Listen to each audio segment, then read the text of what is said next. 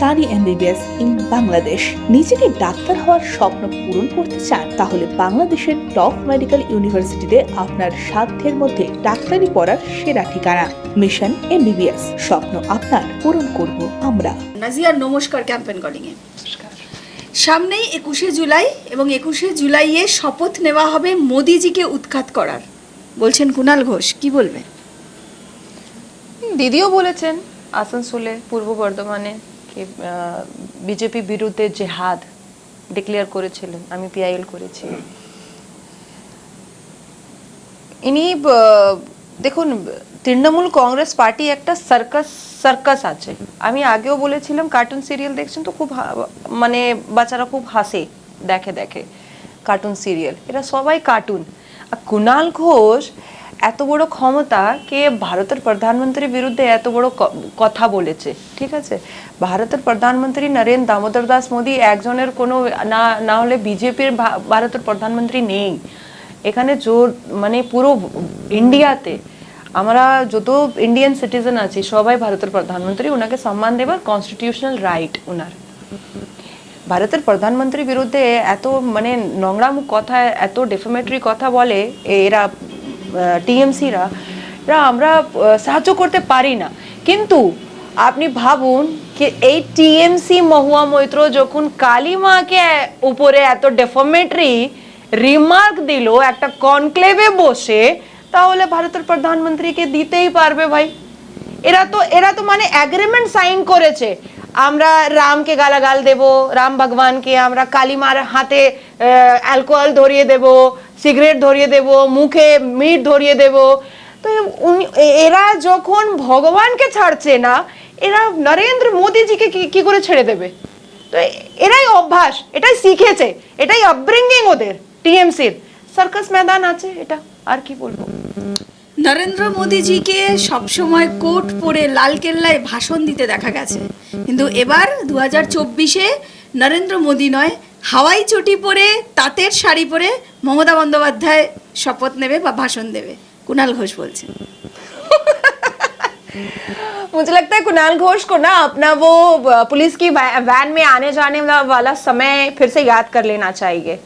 मुझे ऐसा फील होता है, इतना लंबा वो बोलता है कि पब्लिक जो है वो बोर हो जाती है। देखिए, कॉलेज और स्कूल में भी अगर टीचर और प्रोफेसर बहुत ज्यादा बोलता है तो आदमी बोर हो जाता है। कोई नेता भी बैठ खड़ा होकर के माइक पर ज्यादा भाषण देता है तो जनता बोर हो जाती है। कुणाल घोष के जितने भी फालतू और अनाप शनाप बात होती है ना, उस पे हंसी आती है और अपोजिशन उस पर रिएक्शन ना दे तो ज्यादा बेटर होता है, क्योंकि कुणाल घोष का अस्तित्व सिर्फ इतना ही है कि वो एक पेट है और वो एक पार्टी के लिए पालतू बनकर के बैठा हुआ है, क्योंकि उसके पास कोई चारा ही नहीं है। उसको कैसे भी करके दीदी को हर हाल में चमचागिरी करके बैठना है और इधर उधर से स्नेक एंड पीक गेम खेलना है।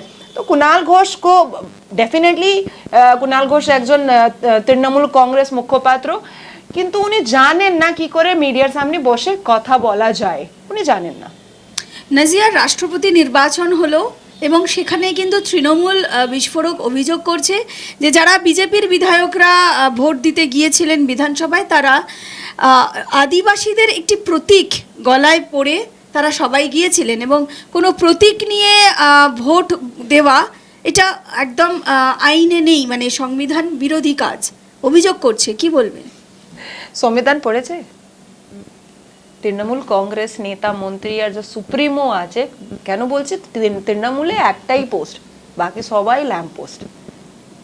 তো ওনারা সংবিধান পড়েছেন, জানেন সংবিধান আর্টিকেলটা জানেন। তৃণমূল কংগ্রেস যে সুপ্রিমো আছে উনি তো নিজেরই সব সময় ভায়োলেট করে রুল অফ ল। এখন ওনার আজকের কথা আমি বলছি, আপনি মদন মিত্রকে দেখেছেন? গাড়ি নো ওয়ে নো টার্ন থেকে নিয়ে যাচ্ছে, কেস্টো লালবত্তি ইউজ করছে, ব্ল্যাক শিশা ইউজ করছে। এরা কি সংবিধান মানে?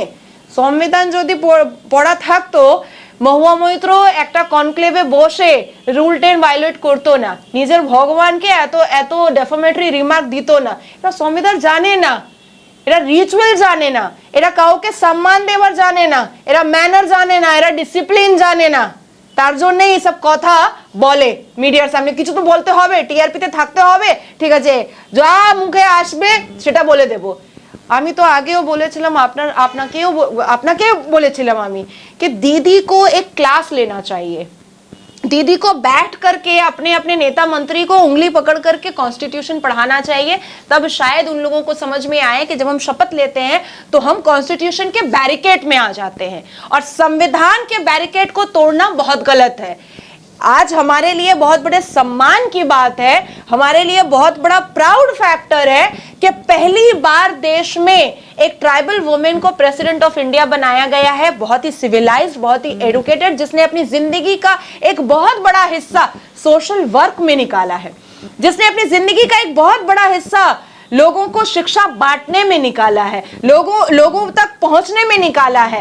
कौन हमारे टाइम हम जब से जन्म लिए हैं तब से हमने क्या देखा कि प्रेसिडेंट ऑफ इंडिया बंगाल आ रहा है, प्रेसिडेंट ऑफ इंडिया हर एक स्टेट में जा रहा है, प्रेसिडेंट ऑफ इंडिया जैसे ही इलेक्टेड हुआ, जैसे ही उसको सेलेक्ट किया गया, वो लोगों के भीड़ में पहुंच रहा है, छोटे बड़े सबके साथ वो मिल रहा है।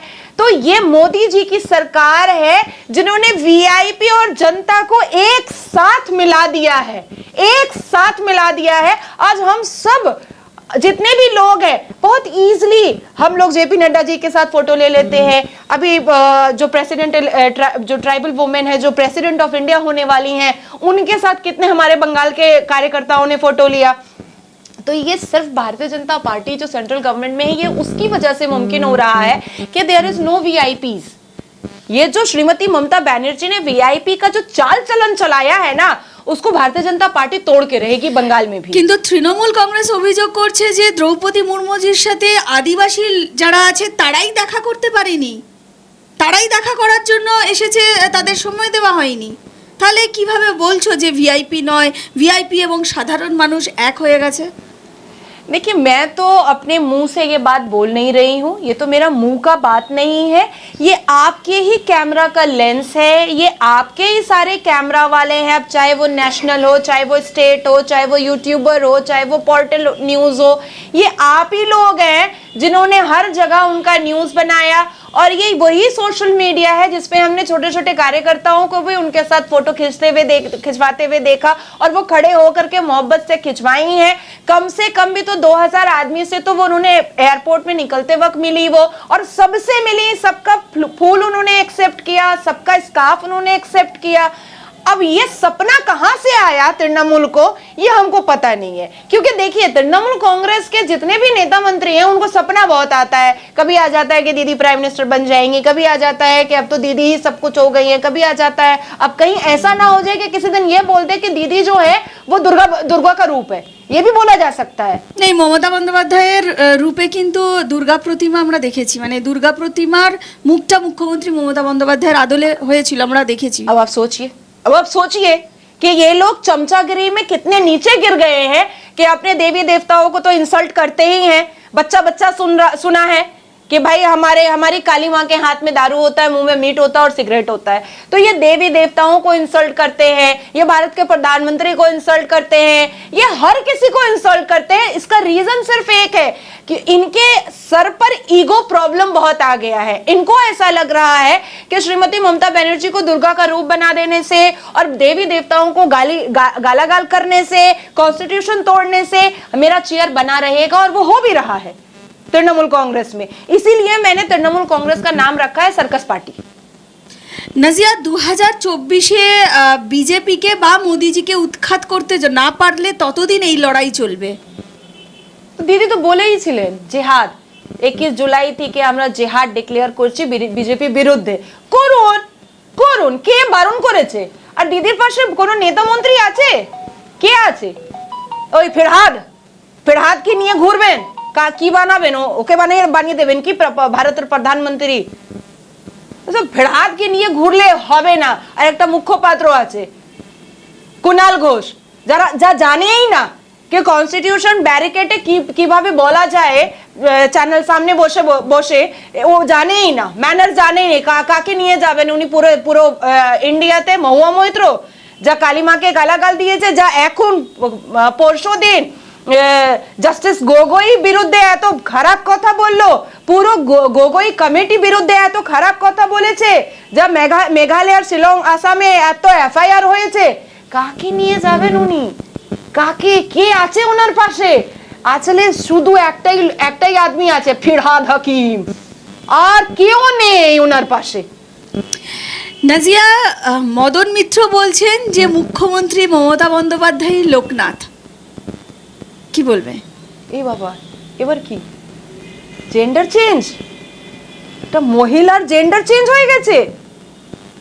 দেখুন, মদন মিত্রকে মানে লাইভ ফাইভ দেখে আমি খুব খুব হাসি। এন্টারটেনমেন্ট প্রোগ্রাম, আপনি ভাবুন, একটা member legislative assembly, Madan Mitra MLA আছে, মেম্বার অফ লেজিসলেটিভ অ্যাসেম্বলি, তার মানে ল মেকার, ঠিক আছে?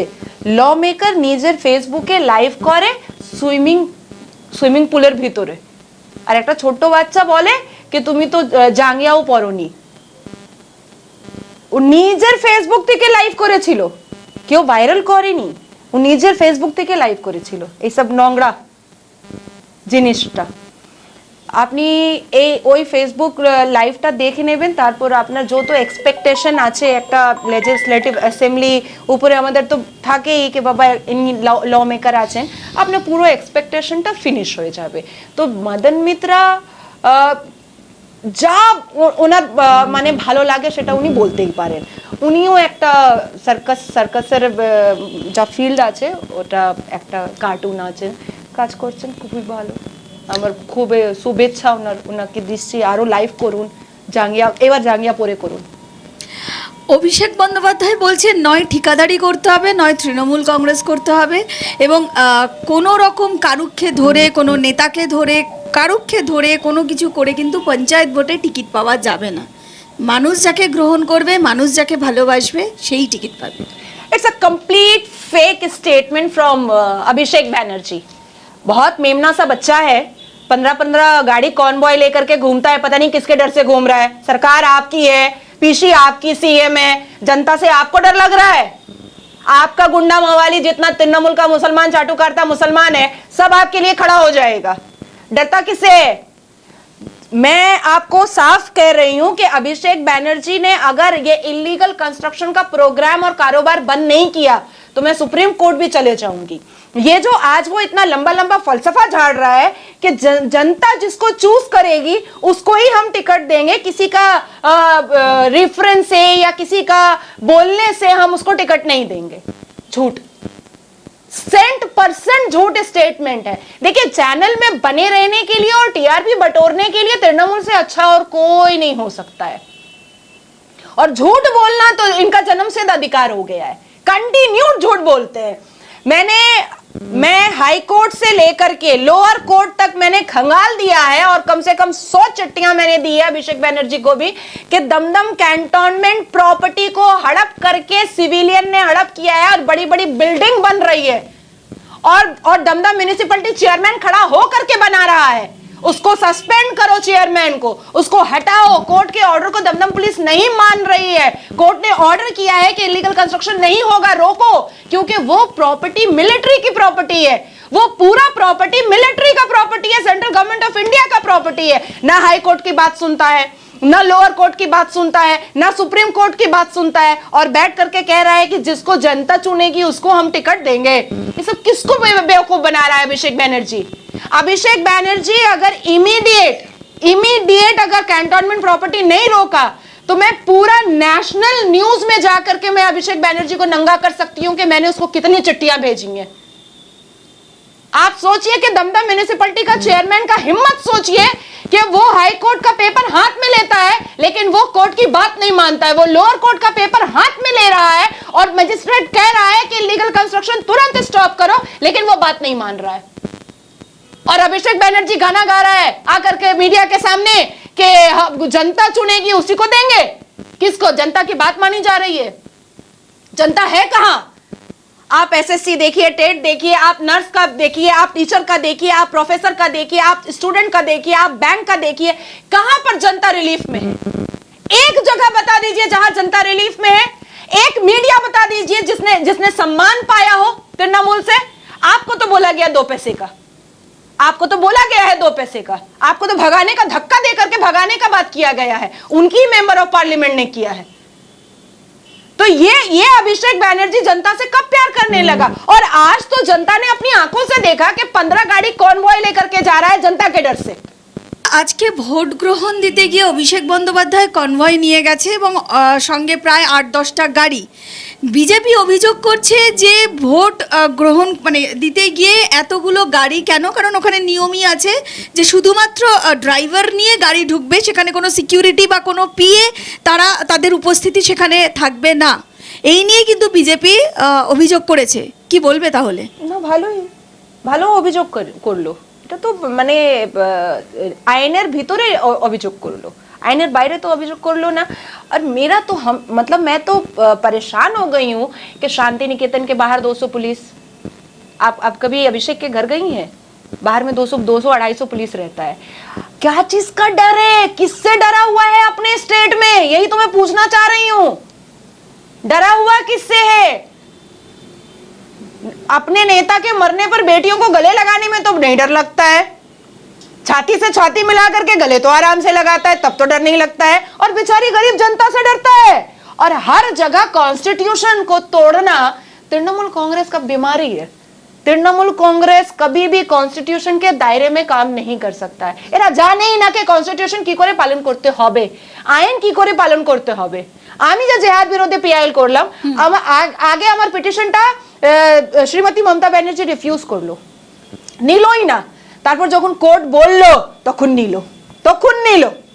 আপনি ভাবুন এরা কাকে ভয় খাচ্ছে, কাকে দেখে ভয় খাচ্ছে? নিজের জনতা যা ভোট দিয়েছে, যা জিতিয়েছে, যা আবার চিফ মিনিস্টার কুর্সি দিয়েছে, সব দেখুন এসব চলবে না। 2024 সব শেষ, তৃণমূল শেষ 2024-এ। নথি দেখিয়ে কিন্তু সারদা যে কাণ্ড, যে দুর্নীতি, সেখানে অধিকারী পরিবার আছে সেটা বলছেন হচ্ছে কুণাল ঘোষ, এবং সেখানে নথি দেখানো হয়েছে, জড়িত আছে।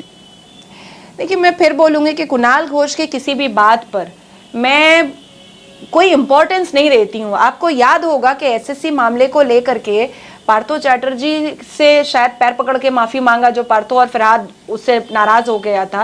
तो एक पार्टी के मुखपात्रों, स्पोक पर्सन का ये वैल्यू है कि अगर उसके मुंह से कुछ सच निकल जाता है तो उसको जा करके बड़े नेता लोग का तलवा चाट करके उससे माफी मांगना पड़ता है। अब इसी से आप समझ रही है कि उसके बातों का कितना वैल्यू है, जो कैमरा ने भरपेट दिखाया है कि पार्थो चैटर्जी उससे मिला भी नहीं, ऊपर से नीचे आकर के मुलाकात भी नहीं किया। तो एक ऐसा स्पोक पर्सन है तृणमूल कांग्रेस पार्टी का जिसको तलवा चाटना पड़ता है और अपनी बात रखने से पहले उसको 10,000 बार सोचना पड़ता है। तो उसके बात का तो कोई वैल्यू ही नहीं है। নাজিয়া, ইনকাম ট্যাক্স এবং জিএসটি বাবদ প্রচুর টাকা, কোটি কোটি টাকা রাজ্য থেকে নিয়ে চলে যাচ্ছে কেন্দ্র, এবং তারপরেও কিন্তু সমস্ত টাকা আটকে দিচ্ছে, যেমন 100 দিনের টাকা, বিভিন্ন প্রকল্পের টাকা আটকে দিচ্ছে। কি বলবে? অভিযোগ করছে তৃণমূল কংগ্রেস, অভিষেক বন্দ্যোপাধ্যায়।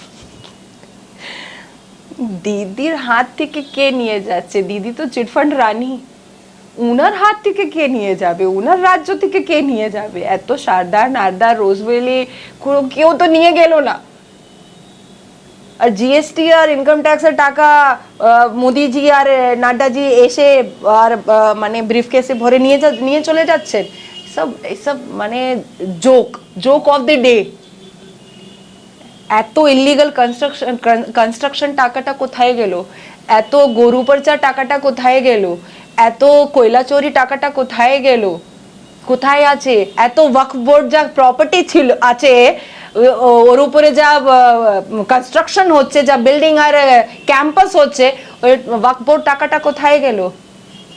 কত প্রপার্টি আছে ওয়াকফ বোর্ডের আপনারা জানেন? আমি কোনো বসে হিসাব দিয়ে দেবো শ্রীমতী মমতা ব্যানার্জি মুখের উপরে, আমি দিতে পারবো, আমার পুরো হোমওয়ার্ক কমপ্লিট। কোথায় গেল? আধা চেতলা তো ফেরহাদ হাকিম কিনে নিয়েছে আধা চেতলা, ওই টাকাটা কোথায় গেল? অনেক টাকাটা তো ওনাকে উত্তর দিতে হবে। এখন তো সেন্ট্রাল 1500 করোড় পাঠিয়েছিল ঘাটাল মডেলের জন্য, কিছু কাজ হচ্ছে না।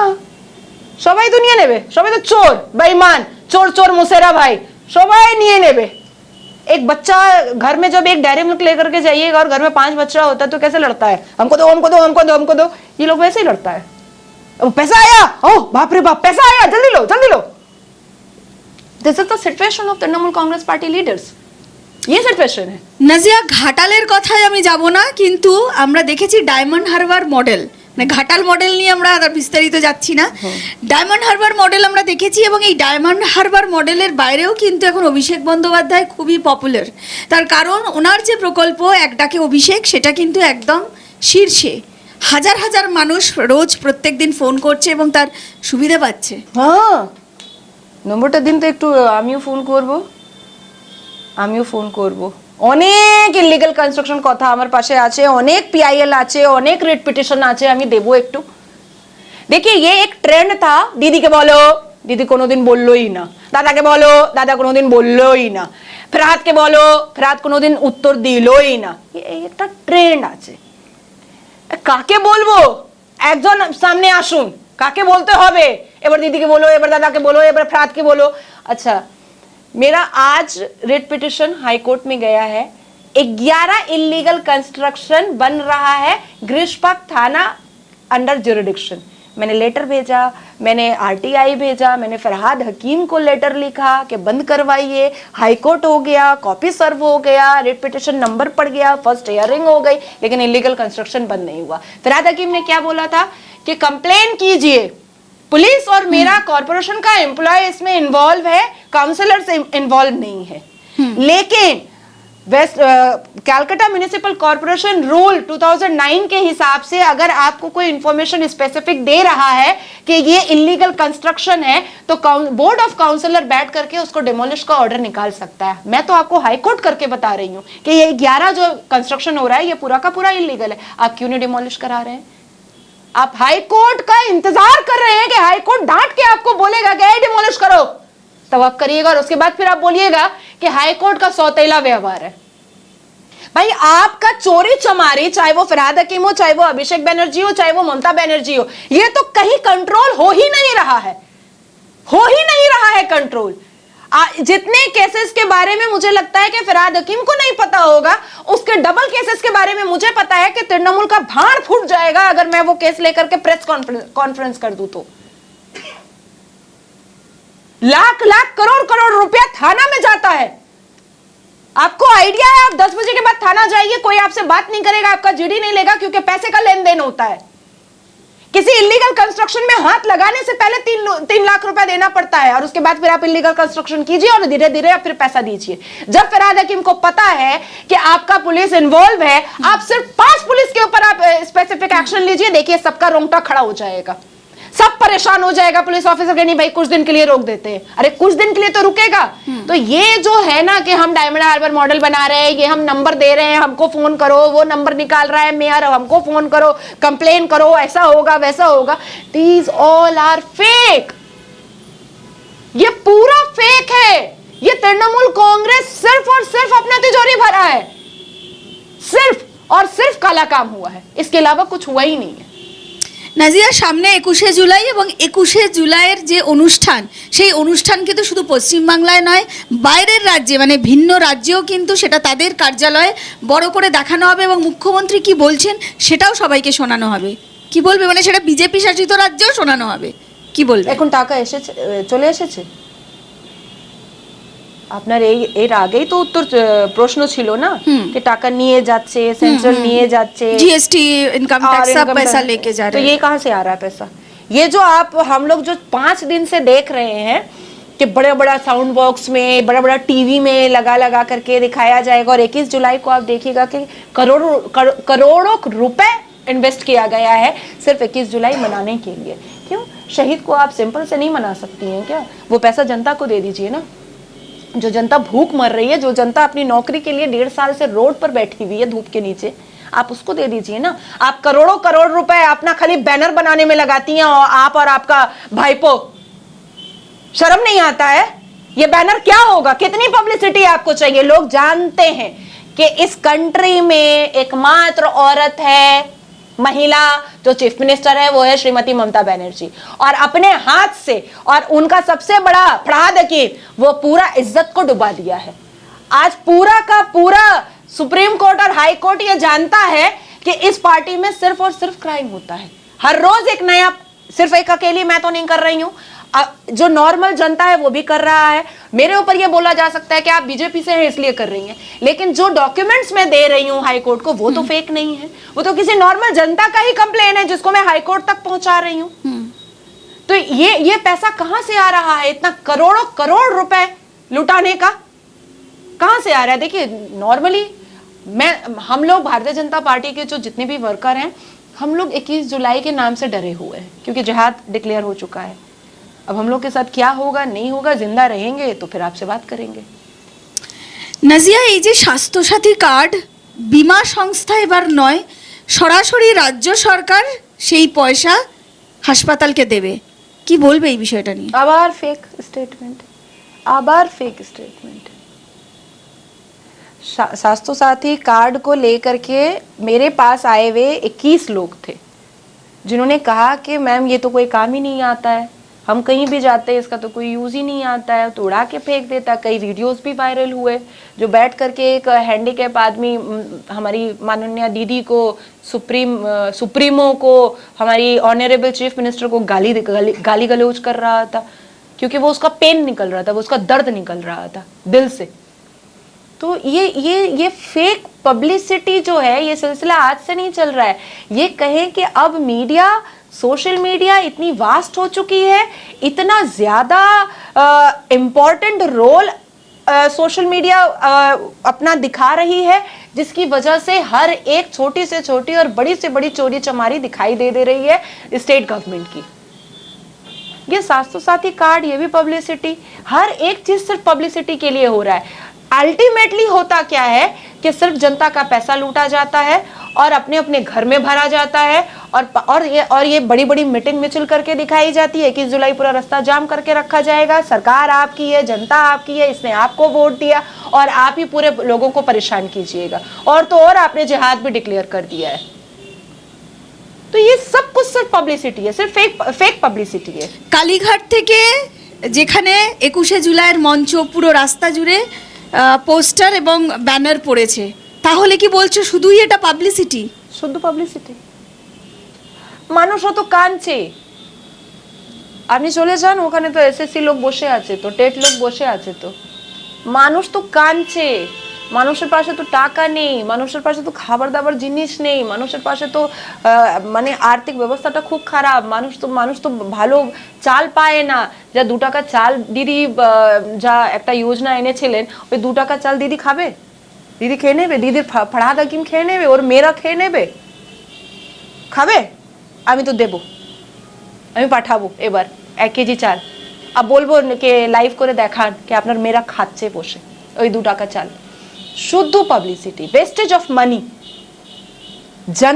জনতার টাকা এরা নিজের পাবলিসিটিতে লাগাচ্ছে শুধু।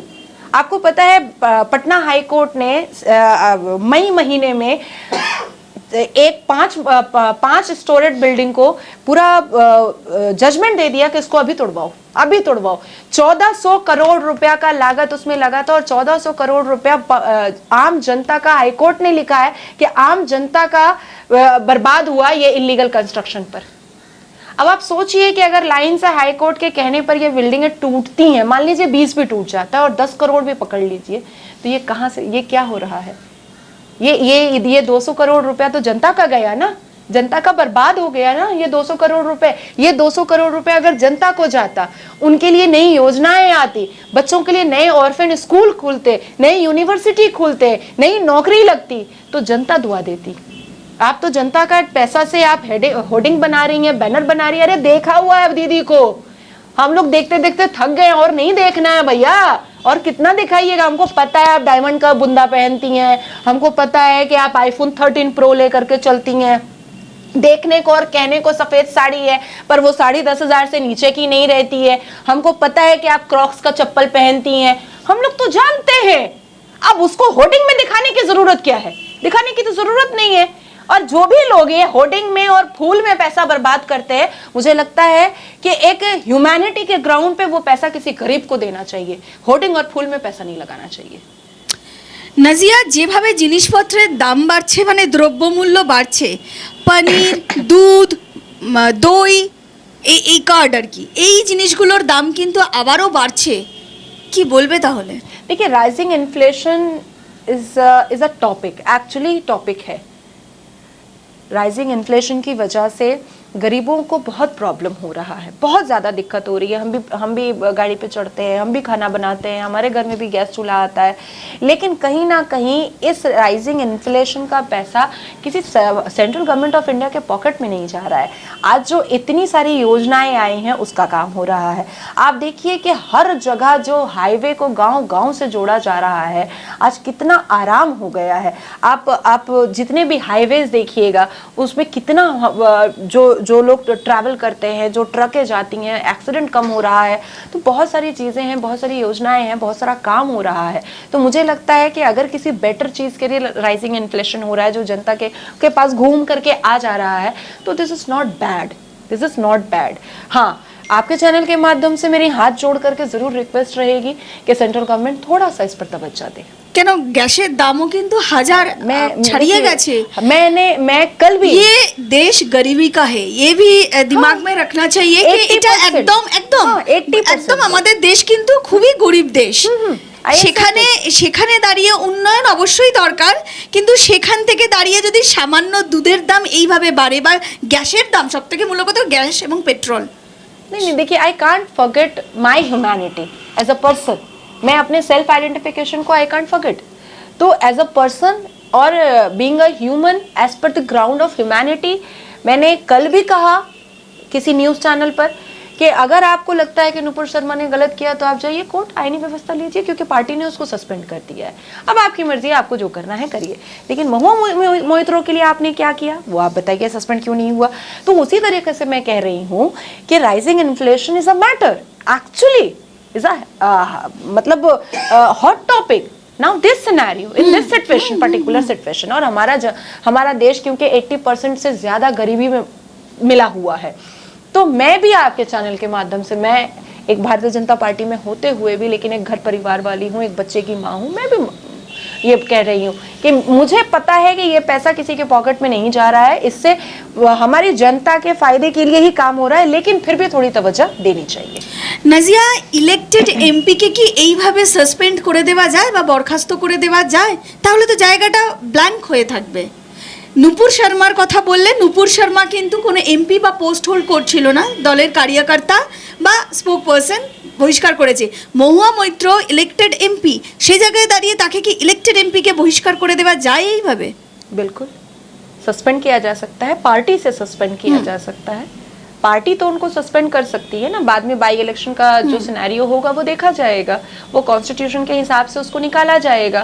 लेकिन पार्टी वो एक पार्टी मेंबर भी तो है, वो पार्लियामेंट में है, डेफिनेटली वो मेंबर ऑफ पार्लियामेंट है, लेकिन वो एक पार्टी मेंबर भी है। और जब पार्टी ने उनके उस स्टेटमेंट का विरोध किया कि हम ऐसे स्टेटमेंट पर को एक्सेप्ट नहीं करते हैं और ये उनका व्यक्तिगत मामला था, तो वैसे वक्त में भी महुआ मोइत्रो ने टीएमसी पार्टी के ट्विटर हैंडल से खुद को हटा दिया। लेकिन उसके इतना इंसल्ट उन्होंने टीएमसी पार्टी का किया, लेकिन फिर भी टीएमसी पार्टी ने उनको सस्पेंड नहीं किया। पार्टी मेंबर से तो सस्पेंड किया ही जा सकता था। और जहां तक मुझे पता है, जहां तक मेरा आइडिया है, जहां तक मैं श्रीमती ममता बनर्जी को जानती हूं, क्योंकि 2010 से लेकर के 2015 तक मैं उनके बहुत करीब थी, बहुत सारे मंच मैंने उनके साथ शेयर किए हैं जो पूरा देश जानता है, ये कोई छुपी हुई बात नहीं है। तो वो इतना इंसल्टेड रिमार्क कभी एक्सेप्ट नहीं कर सकती हैं पार्टी के लिए, कभी नहीं। हाँ, वो तो खुद राम को बोलती हैं, राम नाम नहीं ले जेले पाठिए दे वो, क्योंकि वो अब प्रिटेंड करती हैं फराद हकीम के साथ बैठे बैठे कि वो भी मुसलमान हो गई हैं। तो मुझे ऐसा लगता है कि पार्टी को सस्पेंड करना चाहिए था उनको, क्योंकि आज इस देश का छोटा छोटा बच्चा भी दिमाग में ये ले लिया है कि माइट भी हो सकता है कि काली माँ के मुंह में मीट है, हाथ में शराब है और दूसरे हाथ में सिगरेट है। तो ये बच्चे का दिमाग है ना, कुछ भी वो अडेप्ट कर सकता है। तो ऐसे स्टेटमेंट को हमेशा रोकना चाहिए, और जिस न्यूज़ चैनल में दिखाया जाता है, मुझे लगता है वो न्यूज़ चैनल को उसी वक्त बोलना चाहिए कि आप अपनी बात को यहीं पर रोकिए, यहीं पर रोकिए आप अपनी बात को। ये बात आप नहीं बोल सकती हैं, नहीं तो हमारे एनवायरनमेंट को खराब करेगा, हार्म करेगा, हमारा पीस एंड ब्रीच हार्म करेगा। নাজিয়া, জগদীপ ধনকর আমাদের পশ্চিমবাংলার রাজ্যপাল ছিলেন, তিনি নমিনেশন দিলেন ভাইস প্রেসিডেন্টের জন্য কি বলবে? बहुत बहुत बधाई, আমার অনেক শুভেচ্ছা।